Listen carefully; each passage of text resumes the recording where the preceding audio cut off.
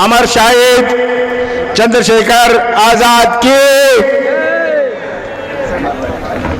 हमारे साथ आज मंत्रिमंडल में मेरे साथी रहे हुए और कांग्रेस के वरिष्ठ नेता कांतिलाल भूरिया जी, हमारे पूर्व गृह मंत्री बाला बच्चन जी, हमारी विधायिका चंद्रप्रभा किराड़े जी, ओंकार मनकाम जी, हमारे डिंडोरी के पूर्व मंत्री मोहम्मद लाइक जी,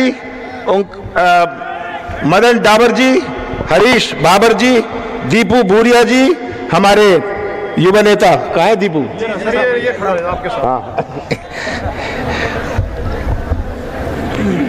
विक्रम राठौर जी, शोभना ओंकार जी, नीलेश पद जयसपाल जी, वनराज भाई जी, परसिंह बारिया जी, कैलाश हमारे अध्यक्ष और हमारे प्रभारी रवि जोशी जी, सभी यहाँ उपस्थित आदरणीय बुजुर्गों, माताओं, बहनों और इतने सारे आज मैं यहाँ नौजवान साथियों को देख रहा हूँ, आप सबका स्वागत। आपने यहाँ आके कांग्रेस का सम्मान किया, मुझे बल और शक्ति दी। आज हमारे बीच में हमारी बहन कलावती जी नहीं है। यहां आकर तो खुशी होती है, पर एक प्रकार से दुख होता है कि जिस प्रकार वो जोबट की विकास के लिए आकर मेरे से झगड़ा करती थी जब मैं मुख्यमंत्री था, मुझे आज वो सब बातें याद आती हैं।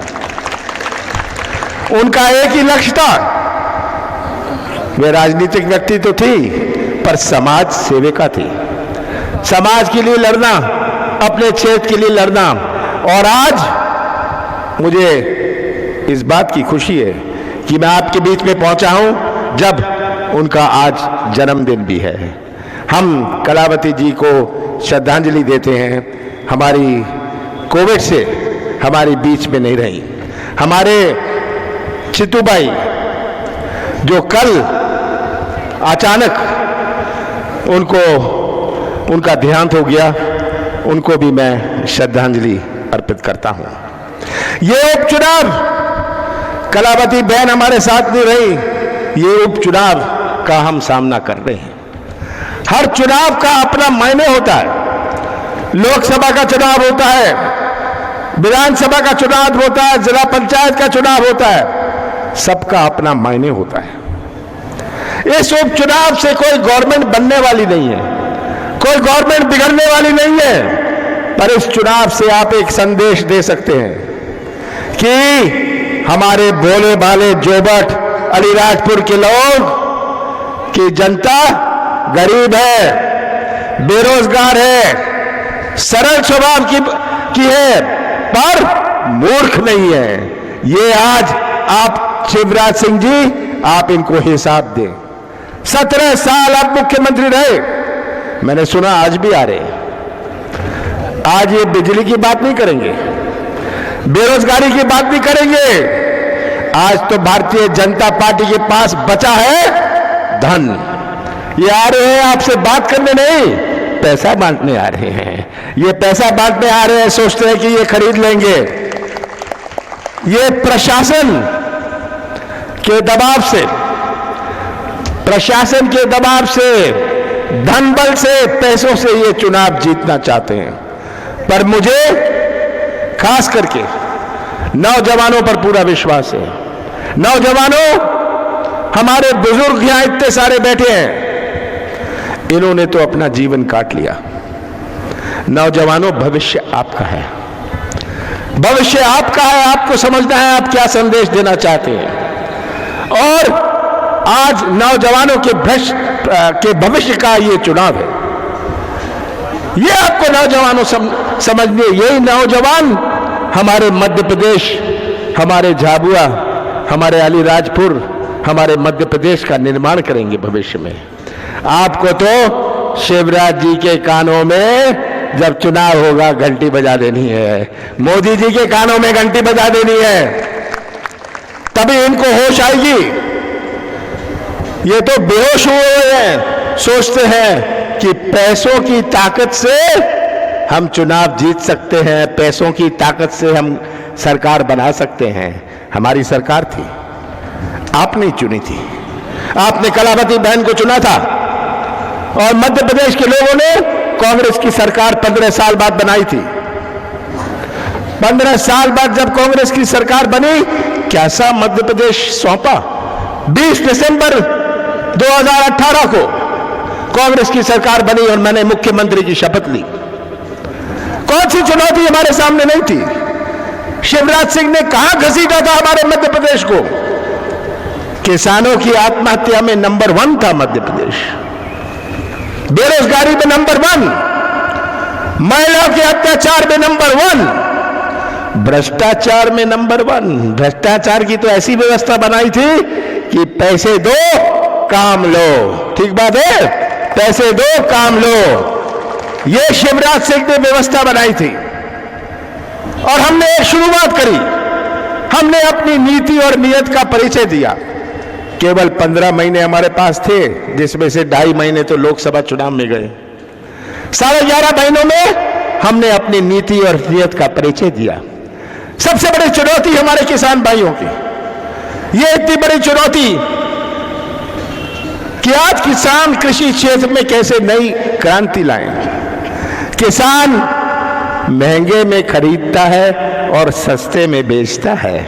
आज सोयाबीन का क्या हाल है, सोयाबीन का बीज का कितना भाव है, सोयाबीन का मूल्य कितना है। जो मक्का के किसान है, याद रखिएगा, 2100 रुपए, सही बात है, 2100 रुपए। और मैंने बोनस दिया मक्का के किसानों को, मैंने बोनस दिया, 2100 रुपए का मक्का था, आज क्या भाव है। यह हमारी शुरुआत थी कि हम कृषि क्षेत्र में एक नई क्रांति लाएं। और किसानों के जेब में पैसा है तो वो किराने की दुकान चलती है, ये बाबरा का बाजार चलता है जब किसानों की जेब में पैसा हो। किसान कृषि परिवार के बच्चे अच्छी पढ़ाई कर सकते हैं, अच्छे कपड़े पहन सकते हैं, अगर किसानों की जेब में पैसा हो, क्रय शक्ति हो, खरीदने की ताकत हो। यह एक शुरुआत थी कि हम कर्जा माफ करें और हमने 31,000 किसानों का कर्जा अलीराजपुर में माफ किया। यह पहला किस्त था। हमने शुरुआत करी थी, हमने कहा था हर किसान, वो डिफॉल्टर हो या चालू खाता वाला हो, हम उसका कर्जा माफ करेंगे। पर हमारी सरकार भी नहीं, शिवराज सिंह इसकी बात नहीं करेंगे कि वो तो पैसे बटोरने आए, वो तो खरीदने आए, वोट खरीदने आए हैं, वोट मांगने नहीं आए। इससे आपको सावधान रहना है। हमारी बड़ी चुनौती, जो मैं कह रहा था, नौजवान, इतनी बड़ी संख्या में नौजवान है। आज बेरोजगारी में हमारा नंबर 1 था मध्य प्रदेश। अब कोई मंदिर या मस्जिद में जाने से रोजगार नहीं बनने वाला। ये रोजगार तो बनेगा जब उद्योग लगेंगे, जब निवेश आएगा। निवेश तब आएगा जब लोगों को मध्य प्रदेश में विश्वास हुए, पर किसी को मध्य प्रदेश में विश्वास नहीं। हमारा प्रदेश घिरा हुआ है 5 प्रदेशों से, जिसको अपना सामान तमिलनाडु और केरल में बेचना है, वह पंजाब में नहीं लगाएगा अपना उद्योग, वो मध्य प्रदेश में लगाएगा। पर किसी को विश्वास नहीं। हमने शुरुआत करी कि मध्य प्रदेश की एक नई पहचान बने, मध्य प्रदेश की पहचान बने।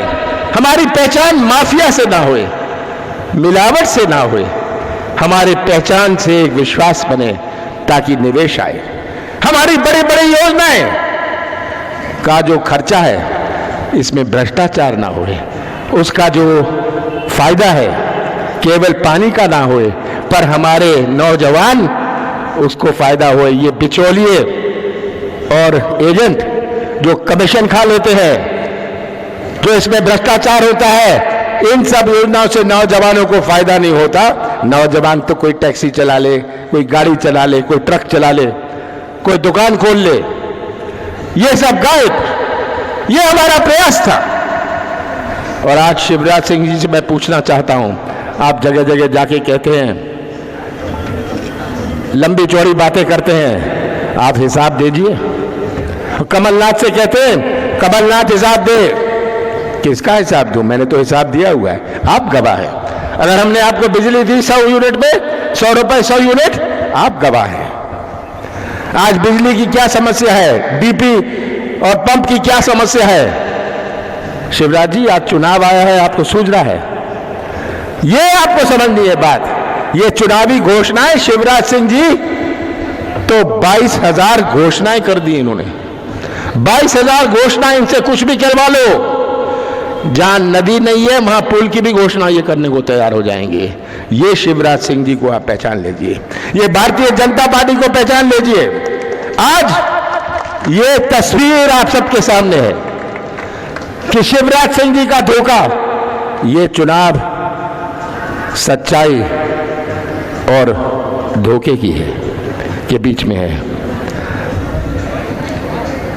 परसों के बाद 27 तारीख के बाद यहां कोई मंच नहीं होगा, ये झंडे बैनर पोस्टर नहीं होंगे, पर 27 तारीख के बाद ये नौजवान होंगे, हमारी माताएं और बहनें होंगी।